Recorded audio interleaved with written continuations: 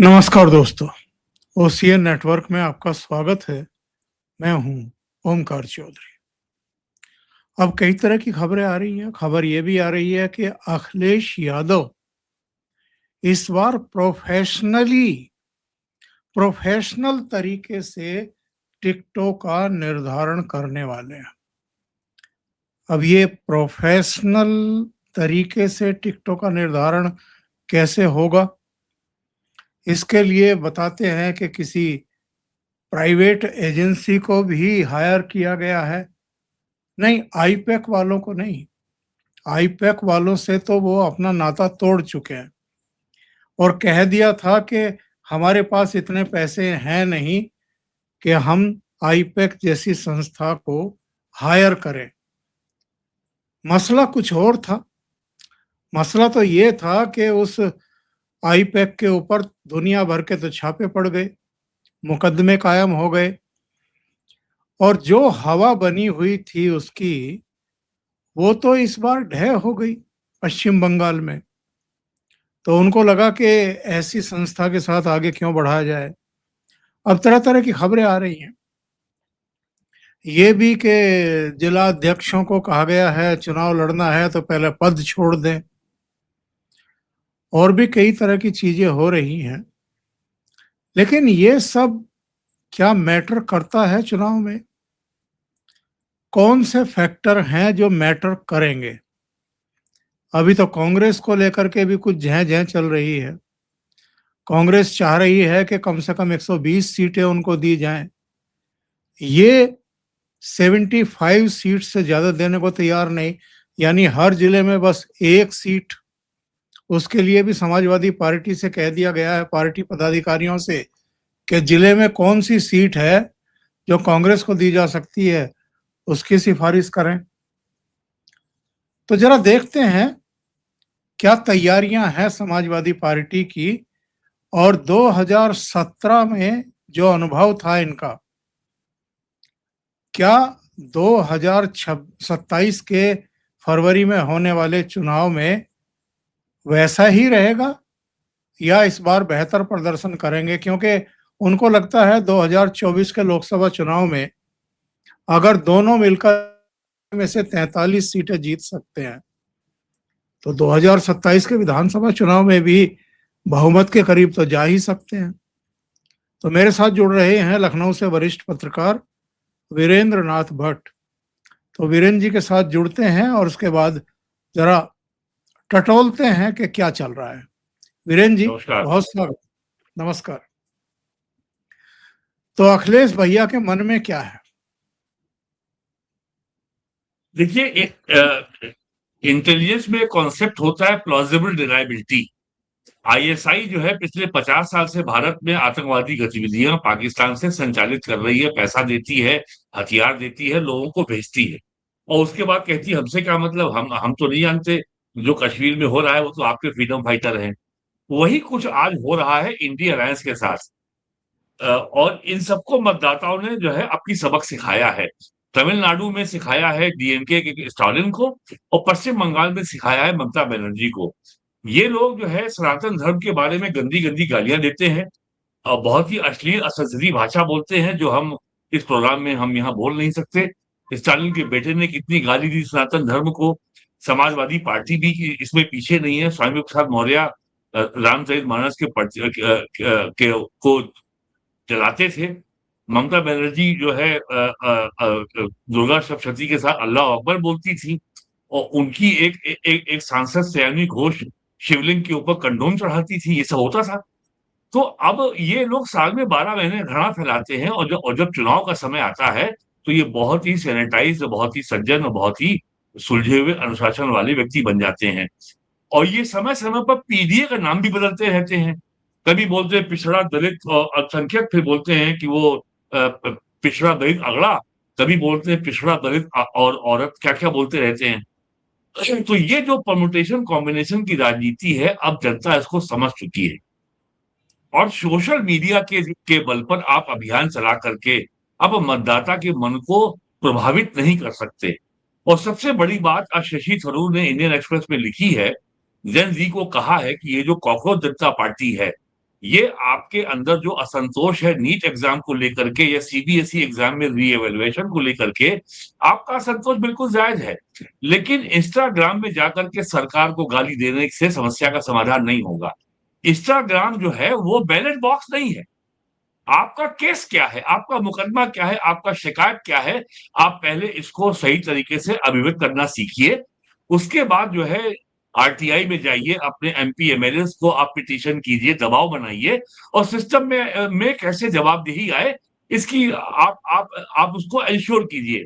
तो अखिलेश यादव को ये समझना चाहिए, राहुल गांधी को ये समझना चाहिए कि सोशल मीडिया पे या कैमरे के सामने रोज मोदी को गाली देने से आपके रील बन सकते हैं, इंस्टाग्राम में आ सकता है, फेसबुक में आ सकता है, ट्विटर पे आ सकता है, यूट्यूब में आ सकता है, लेकिन वो बैलेट बॉक्स नहीं है।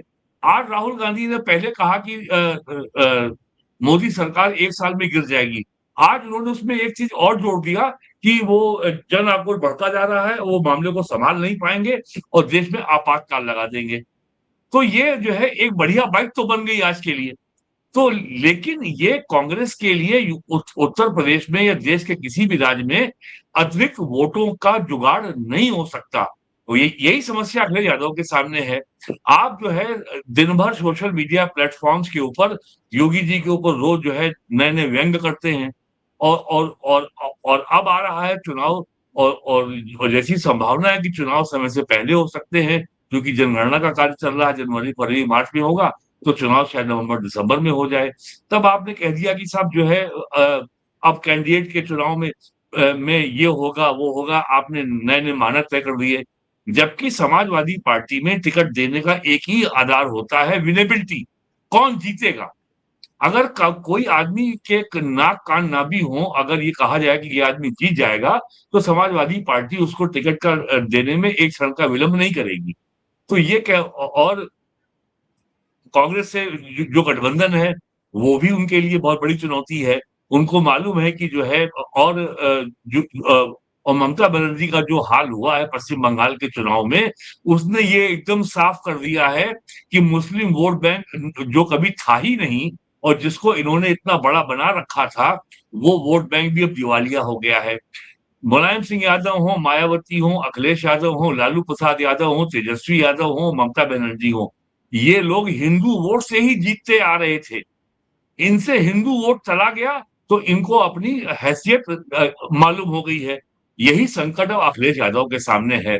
ये लोग खुल के बोल नहीं रहे हैं, लेकिन राहुल गांधी जो बयान दे रहे हैं, उससे ये साफ जाहिर है कि पश्चिम बंगाल के चुनाव परिणाम से जो भूकंप आया है, इंडी अलायंस, मैं जिसको हिजबुल्लाह अलायंस कहता हूं, उसमें जो भूकंप आया है कि एक झटके में उनका जो है 2 साथी तमिलनाडु साफ हो गया। ममता बनर्जी कभी इंडी अलायंस में शामिल नहीं थी, लेकिन अब उनको इंडी अलायंस का महत्व समझ में आने लगा है। वो अब जो है सबको फोन करती हैं, जितने भी घटक दल हैं। केरल में यूं तो राष्ट्रीय स्तर पर सीपीएम और कांग्रेस एक साथ हैं, लेकिन केरल में दोनों के बीच में घनघोर दुश्मनी है और वहां पे कांग्रेस सरकार में आ गई है और सीपीएम अपोजिशन है। तो अब अखिलेश यादव को मालूम है कि जो कुछ भी उनके पास, जो कुछ भी यूपी में वो कर पाएंगे, वो जो उनकी अपनी निजी राजनीतिक पूंजी है, और उन्होंने 2017 के बाद उसमें कितना जोड़ा है, कितना गंवाया है, कितना घटाया है, वो हम सबसे बेहतर जानते हैं। उनका सबसे बड़ा जो उनके सामने जो चुनौती है कि उनको जो उनके दरबारी हैं, वो उनको चने के झाड़ पे चढ़ाते हैं। अरे साहब, आप तो 2024 में 37 लोकसभा सीट जीत चुके हैं। एक लोकसभा सीट में 5 असेंबली सेगमेंट होते हैं और 37 इंटू 5 अगर कर दें तो सीधे-सीधे आपकी सीटें 200 हो जाती हैं। के आस-पास पहुँच जाती हैं। आपको बस जो है 20-25 सीट और चाहिए। सरकार तो आपकी बनी बनाई है। लेकिन अब जो है ये जो हिंदू पोलराइजेशन जो हो रहा है, ये हिंदू वोट बैंक जो बंगाल में नया खड़ा हो गया है, क्या आपको लगता है ये हिंदू वोट बैंक जो आया है, इसने बांग्लादेश में सुनामी ला दी है, इसमें पाकिस्तान हिल गया है, तो क्या यूपी में इसका असर नहीं पड़ेगा? यूपी तो ढाका और लाहौर के बीच में पड़ता है। क्या दूरी है? तो अब अखिलेश यादव को ये मालूम है कि जाति घृणा फैला करके, सनातन धर्म को गाली दे करके अब आप इलेक्शन नहीं जीत सकते। समाजवादी पार्टी के कार्यालय में अहिल्याबाई होलकर की बर्थ एनिवर्सरी पे समारोह हो रहा है।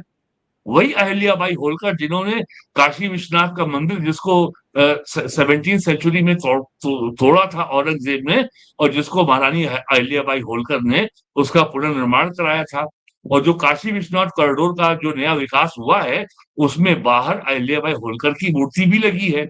कांग्रेस पार्टी के कार्यालय में लखनऊ में अहिल्याबाई होलकर की जयंती मनाई जा रही है। तो और इसको लोग कह देते हैं सॉफ्ट हिंदुत्व। वही सॉफ्ट हिंदुत्व क्या होता है? जो हिंदुत्व है, वो केवल भारत के ऊपर जो इस्लामी और अंग्रेजी औपनिवेशिक काल की जो दास्ता के जो काले धब्बे हैं, उसको साफ करने का अभियान है Hindutva. RSS stands for decolonisation. जब आप समाजवाद नाम की यूरोपियन विचारधारा जो अंग्रेज यहाँ भो गए थे, उसके ऊपर आप वो आपका कवर फेस है, आपका समाजवाद से कोई लेना-देना नहीं है। तो जब आपके पास यही तय नहीं है कि आप किस विचार के ऊपर खड़े हो, अल्टीमेट आपका जो जो जो जो जीवन में वो जो उद्देश्य है, किसी तरीके से सीटें जीतना, किसी तरीके से चुनाव जीतना, सरकार बना लेना। ममता बनर्जी की क्या आइडियोलॉजी है? लालू यादव की क्या आइडियोलॉजी है? केवल जो है गुंडागर्दी अपराध के बल पर पैसा इकट्ठा करो, सारे गुंडों को इकट्ठा करो और गुंडों का समूह बना करके मतदाता को धमका करके इलेक्शन जीत लो। ये अब बंगाल में सामने आ रहा है ना और मैं तो कहूँगा ममता बनर्जी की पार्टी के नेता बहुत ईमानदार हैं, जो उन्होंने टोलाबाजी में लोगों से पैसा वसूला था, अब वो बाकायदा पब्लिक एड्रेस सिस्टम में लाउडस्पीकर में अनाउंस कर रहे हैं कि हम आपको पैसा पूरा वापस करेंगे। तो जो मॉडल लालू यादव का है, जो मॉडल ममता बनर्जी का है, वही मॉडल अखिलेश यादव का है। तो अब ये और अब जब चुनाव में 6 महीने बचे हैं, तो 6 महीने पहले आप ये करें कि साहब अब आप जो है इलेक्शन लड़ना है, जिला अध्यक्ष पद छोड़ दीजिए। अरे जिला अध्यक्ष पद तो जो है आपके यहाँ कृपा पात्र के रूप में लोगों को बाँटा जाता है, कोई चुनाव तो होता नहीं है। कोई ऐसा तो है नहीं कि उसके लिए कोई कोई उसकी न्यूनतम क्वालिफ़िकेशन पहले से निर्धारित है कि इसी व्यक्ति को हम जिला अध्यक्ष बनाएँगे। तो ये सब अब ये समय जा चुका है और कांग्रेस के नेताओं ने दिल्ली में सीनियर जर्नलिस्ट से अपनी ऑफ द रिकॉर्ड बातचीत में कहा है कि बीजेपी का जो इलेक्शन लड़ने का मॉडल है, इसके हज़ारों लोग जो है उस राज्य में चले जाते हैं चुनाव के कई साल पहले और जनता के बीच में रह करके अब वो अपनी बात कहते हैं। वो ये नहीं कहते कि हमें वोट दो, वो ये नहीं कहते कि बीजेपी को वोट दो। वो जनता को देश के सामने जो आसन्न खतरे हैं, जो चुनौतियाँ हैं और जो खतरे इन क्षेत्रीय पार्टी की वजह से पैदा हो रहे हैं, उसके बारे में लोगों को अवगत कराते हैं और फिर बताते हैं कि भई अब आप निर्णय कर लीजिए। और यूपी में हो रहा है और प्राइम मिनिस्टर मोदी कई साल पहले कह चुके हैं देश में केवल 3 ही जातियाँ हैं। या तो गरीब है, महिला है और किसान है और चौथा यूथ है। और उसमें सभी जाति और हर मज़हब के लोग शामिल हैं। वो ये नहीं कहते कि यूथ ये हिंदू है कि मुसलमान है, ये महिला हिंदू है कि मुसलमान है या या किसान हिंदू है कि मुसलमान है, किसान किसान है, irrespective of caste and religion. और ये आपने देखा ही है, अब ये दोहराने की आवश्यकता नहीं है कि भारत सरकार की, राज्य सरकार की सारी योजनाओं का लाभ सारे वर्गों को, समाज को irrespective of caste and religion मिल रहा है। और जिस तरीके से बीजेपी ने समावेशी राजनीति की है, सभी वर्गों को विकास से राजनीति में रिप्रेजेंटेशन के लिहाज से संगठन में स्थान देने के लिए, सरकार में स्थान देने के लिए, मंत्रिमंडल में स्थान दिया है, सबको जोड़ा है। तो और आपके पास क्या है? समाज को तोड़ने का फ़ॉर्मूला है पीडीए कि केवल आपके लिए चाहिए पिछड़ा, दलित और अल्पसंख्यक। तो अब जो है और ममता बनर्जी ने मुसलमानों के बल पर 15 साल राज किया। और अंतिम समय में मुसलमान ने धोखा दिया उनको और वो और बड़ी संख्या में जो है लोग चले गए सीपीएम में और कांग्रेस में और अगर मुसलमान वोट डिवाइड ना हुआ होता तो मुर्शिदाबाद में, मालदा में बीजेपी को सीटें नहीं मिलती, जो कि जहाँ पे बीजेपी जहाँ मुस्लिम आबादी 50 से 60% तक है। तो अब जो है ये जो जाति और मज़हब का जो जो ये जो जोड़, गुणा, भाग, घटाव है और यहाँ घटा दो और यहाँ भाग दे दो, परम्यूटेशन कॉम्बिनेशन कर लो, वो राजनीति अब जो है लगभग पुरानी पड़ चुकी है, इर्रेलेवेंट हो चुकी है। इसका अर्थ ये बिल्कुल नहीं है कि जाति अस्मिता, कास्ट बेस्ड आइडेंटिटी पॉलिटिक्स प्रदेश से समाप्त हो चुकी है, बिल्कुल नहीं समाप्त हुई है वो और रहेगी लंबे समय तक। लेकिन केवल ये नारा आपने दे दिया कि भाइयों मंडल आयोग की रिपोर्ट अब लागू हो चुकी है, अब डीएम, सीएम, पीएम तीनों अपने होंगे। और भीड़ पागल हो गई और उसने जो है आँख बंद करके आपको पागलों की तरह वोट दे दिया। वो युग अब बीत चुका है। अब लोग आपसे लोग ये कहेंगे कि योगी आदित्यनाथ की सरकार, मोदी की सरकार, बीजेपी की सरकार ने उनको 10 साल में क्या दिया और आप तो देने का वादा कर रहे हैं। वो तो हमको दे रहे हैं। तो ये चीज़ है और अब जो है पहली बार यूपी के मेरा अपना स्पष्ट मानना है कि यूपी का 2007 चुनाव सरकार की परफॉर्मेंस के आधार पर लड़ा जाएगा और यूपी में परफॉर्मेंस के 3 मुख्य मानक हैं। पहला है लॉ एंड ऑर्डर और दूसरा है बिजली की सप्लाई। मई के महीने पर जो अभी जो भयंकर हीट वेव चली थी, तो यूपी के 8-10 बड़े शहरों में बिजली का संकट हो गया था, क्योंकि डिमांड जो है 35,000 मेगावाट तक पहुँच गई थी। जैसे ही पानी बरसा और जैसे ही डिमांड जो है 5,000 मेगावाट कम हुई, बिजली का संकट गायब हो गया। तो यूपी में law and order, power supply, गन्ना किसान एंड ओवरऑल किसान, ये 4 ऐसे मुद्दे हैं जो समाज के हर वर्ग के निजी जीवन को, दैनिक जीवन को प्रभावित करते हैं। और खास करके पश्चिम उत्तर प्रदेश, जो मेरठ मंडल के लोग हैं, जो सहारनपुर मंडल के लोग हैं, जो मुरादाबाद मंडल के लोग हैं, उनसे बेहतर ये कौन जानता है कि लॉ एंड ऑर्डर का मतलब क्या होता है इन इलाकों में। लोगों ने अखिलेश किरण जी, यादव का देखा है और आज वो योगी का दौर भी 10 साल से देख रहे हैं। तो ठोस मुद्दों के आधार पर अगर अगर राजनीति में चुनाव होगा, 10 साल में यूपी असेंबली में समाजवादी पार्टी ने केवल 2 ही मुद्दे उठाए हैं कि लॉ एंड ऑर्डर खराब है और पिछड़ों को आरक्षण में उनके संख्या के अनुसार जो उनका आरक्षण है, वो उनको उनका अधिकार नहीं दिया जा रहा। ये भी आरोप है, आज तक कभी प्रमाणित नहीं कर पाए वो। तो ये केवल जाति के आधार पर अगर समाजवादी पार्टी चुनाव लड़ेगी, तो उनको पहले से ये मान लेना चाहिए कि उनके लिए अब इस राजनीति में कुछ बचा नहीं। लोकसभा चुनाव हो या विधानसभा चुनाव हो, 6 महीने पहले क्यों याद आता है कि चुनाव आ रहे हैं? वही आप ये देखिए कि विधानसभा चुनाव से पहले 4.5 साल तक आप ट्विटर खेलते रहते हैं। क्या हाँ, हाँ। ये भारतीय जनता पार्टी की जो रीति-नीति है, जो तौर-तरीका है, चुनाव की तैयारी कैसे की जाती है, जनता से संवाद कैसे किया जाता है, समन्वय कैसे किया जाता है, निचले स्तर पर जाकर के जो कमियाँ हैं, जो खामियाँ हैं, उनको कैसे दुरुस्त किया जा सकता है, ये सारा काम तो हर समय चलता रहता है बीजेपी की तरफ से और जब ज़रूरत पड़ती है आरएसएस की टीम भी उतरती है। तो क्या ये ट्विटर खेल करके चुनाव जीत पाएँगे? सर देखिए 2017 में चुनाव के पहले जब अखिलेश यादव और चाचा शिवपाल यादव में झगड़ा हुआ था, तब समाजवादी पार्टी में एक ही नारा था, जय जय जय अखिलेश, ये जवानी है कुर्बान भैया तेरे नाम। अब भैया के नाम जवानी कुर्बान करने से आप इलेक्शन नहीं जीत सकते। भारतीय जनता पार्टी की अपनी चुनाव लड़ने की एक बहुत ही सुस्पष्ट एक जो है उनकी रणनीति है, एक शैली है, जिसके तहत वो इलेक्शन लड़ते हैं। वो चाहे पंचायत चुनाव हो, चाहे नगर निकाय का चुनाव हो, चाहे या विधानसभा हो या लोकसभा हो। बीजेपी में संगठन के आधार पर गंभीरता से चुनाव लड़ने की एक परंपरा है और उनके यहाँ हर व्यक्ति की ज़िम्मेदारी निर्धारित है। और जो संगठन की ज़िम्मेदारी निर्धारित है, जैसे अखिल भारतीय विद्यार्थी परिषद के लोग हैं, तो अखिल भारतीय विद्यार्थी परिषद का जो इमीडिएट बॉस जिले में होगा, वो उनको बताएगा कि हमें कैसे काम करना है। वो लोग लखनऊ में बैठे हुए मुख्यमंत्री और बीजेपी के प्रदेश अध्यक्ष या दिल्ली में बैठे बीजेपी के अध्यक्ष या प्राइम मिनिस्टर का मुँह नहीं ताकते। वहाँ संगठन में सबकी के दायित्व निर्धारित है, तो वहाँ उस पे काम होता है। यहाँ पे केवल बीजेपी में परिवार पार्टी है, वहाँ पार्टी ही परिवार है। समाजवादी पार्टी में और जिस तरीके से प्राइम मिनिस्टर मोदी ने पिछले 10 साल में क्षेत्रीय पार्टियों में और कांग्रेस में परिवारवाद के खिलाफ जो अभियान चलाया है, उसका असर आज प्रदेश में राजनीति से कुछ भी संबंध रखने वाला व्यक्ति बहुत गहराई से अनुभव करता है, कि क्या अंतर है बीजेपी में और क्या अंतर है समाजवादी पार्टी में। तो और भारतीय जनता पार्टी अकेली तो है नहीं। एक राष्ट्रीय स्वयंसेवक संघ भी है, उसके अपने जो है 4 दर्जन उसके संगठन हैं। बीजेपी के भी अपने बहुत से संगठन हैं। समाज के हर वर्ग के बीच में काम करने वाले कम से कम 50 संगठन हैं राष्ट्रीय स्वयंसेवक संघ के।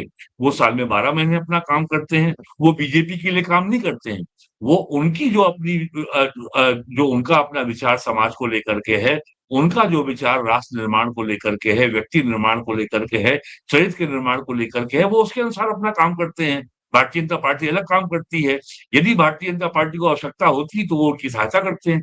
तो समाज के बीच में सदैव सक्रिय रहने की जो कार्यशैली बीजेपी की और संघ परिवार की है, वो शैली समाजवादी पार्टी या कांग्रेस में कभी हो ही नहीं सकती। भारतीय जनता पार्टी के संघ के सारे संगठनों के जो पूरे देश में जो कार्यालय हैं, उसमें 2, 4, 6 लोग रहते हैं और वहां पे स्थायी रूप से सुबह शाम शाकाहारी भोजन बनता है, दाल चावल रोटी सब्जी। वो सब लोग जो भी अगर समान दिन में 6 लोग रहते हैं तो चुनाव में 12 हो जाएंगे, लेकिन सब वही भोजन करेंगे, सामान्य शाकाहारी भोजन। वो होटल में खाना खाने नहीं जाएंगे। तो ये जो समर्पण भाव से जो काम करने की जो परंपरा है संघ परिवार की और भारतीय जनता पार्टी की, ये समाजवादी पार्टी कहाँ से लाएगी? और ये चुनाव के 2-4 महीने पहले ही सक्रिय होते हैं और बाकी साल ये सब आराम करते हैं। और सच पूछिए तो संगठन समाजवादी पार्टी में है कहाँ? केवल हर जिले में जिलाध्यक्ष बना देने से आप समाज के बीच में अगर लगातार सक्रिय नहीं रहेंगे, तो कैसे आप ये अपेक्षा कर सकते हैं कि चुनाव के समय आपके लिए मतदाता में कोई बहुत बड़ा उत्साह उमड़ेगा आपको वोट देने के लिए। केवल आपको वही वोट मिलेगा जो जातीय आइडेंटिटी के आधार पर आपसे जुड़ा हुआ है। जो आज भी जाति को राष्ट्रीय हित के ऊपर रखता है, केवल वही आपको वोट देगा। जो जाति के कुएं में बैठा हुआ है, जिसकी दुनिया ही जाति है, वही आपको वोट देगा। और प्राइम मिनिस्टर मोदी के 12 साल में और योगी के 10 साल में अब यह बात सबको समझ में आ गई है कि उत्तर प्रदेश ऐसे बड़े राज्य में जिसकी आबादी 25 करोड़ है, सहारनपुर से आप अगर चले बलिया की ओर 600 किलोमीटर से ज्यादा का रास्ता पड़ता है, तो पूरी संस्कृति, भाषा सब कुछ बदल जाता है। तो इतने बड़े प्रदेश में सामूहिक कल्याण को लेकर के अगर कोई ब्रॉड बेस इंक्लूसिव समावेशी नीति से ही काम हो सकता है, जो योगी सरकार ने किया। क्या समाजवादी पार्टी ने कभी आज तक कोई ऐसा विज़न दिखाया कि जहाँ वो सोचे कि ऐसा क्या किया जाए कि सहारनपुर से लेके बलिया तक के सामान्य जन को सरकार के कल्याणकारी कार्यों का लाभ का अनुभव हो? ये योगी ने करके दिखाया ना। यहाँ कोई नेता जो है कोई भी नेता पार्टी से ऊपर नहीं है। लेकिन आप ही सब कुछ हैं। राष्ट्रीय अध्यक्ष भी आप हैं, प्रदेश अध्यक्ष भी आप हैं, जिला अध्यक्ष भी आप हैं। अब योगी जी को अब इस बात की चिंता नहीं है कि बलिया का जिला अध्यक्ष कौन होगा। ये काम संगठन का है, वो कर रहा है अपना काम। हाँ, संगठन जब इलेक्शन आएगा, वो संगठन जिले का क्या करेगा, उसमें जो है सरकार में, संगठन में एक परफेक्ट कोऑर्डिनेशन है, सामंजस्य है।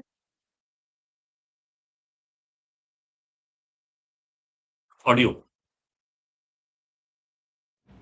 ये जो सुन रहे हैं कि कांग्रेस ने 120 सीटों पर दावा किया है और अखिलेश यादव 75 सीटों से ज़्यादा देने को तैयार नहीं है। पहली बात, कांग्रेस का दावा बनता है 120 सीटों का, और दूसरे, वो 75 सीटें लेकर भी क्या करेगी? देखिए, कांग्रेस का दावा बनने का केवल एक अधिकार है। 2017 में भी कांग्रेस ने उन सीटों की मांग की थी जो जो मुस्लिम बहुल सीटें हैं, विशेष करके मेरठ मंडल में और मुरादाबाद मंडल में। कांग्रेस का ये है। और राहुल गांधी की जो इतनी स्ट्रॉन्ग एंटी मोदी जो जो बयानबाजी हो रही है, जो जो ये कह रहे हैं कि सरकार गिर जाएगी और आज कह दिया कि ये इमरजेंसी लगा देंगे, ये केवल जो है मुसलमान वोटों को आकर्षित करने के नियत से दिया जा रहा है। और लेकिन राहुल गांधी ने भी देख लिया है कि ममता बनर्जी इस तरह की बयानबाजी 15 साल कर चुकी है पश्चिम बंगाल में, और उनका क्या हाल हुआ उनके सामने है। तो समाजवादी पार्टी के ऊपर जो दबाव है कांग्रेस का, वो केवल मैक्सिमम सीट उन क्षेत्रों में है जहां मुस्लिम बाहुल्य है। उसको लगता है कि अगर मुसलमान उसके साथ एकमुश्त आ जाएगा, तो बाकी हिंदू वोटों के साथ वो बड़ी संख्या में सीटें जीत सकती है। लेकिन समाजवादी पार्टी और कांग्रेस दोनों का कोर वोट बैंक मुसलमान ही है। और 2017 के विधानसभा चुनाव में भी और 2000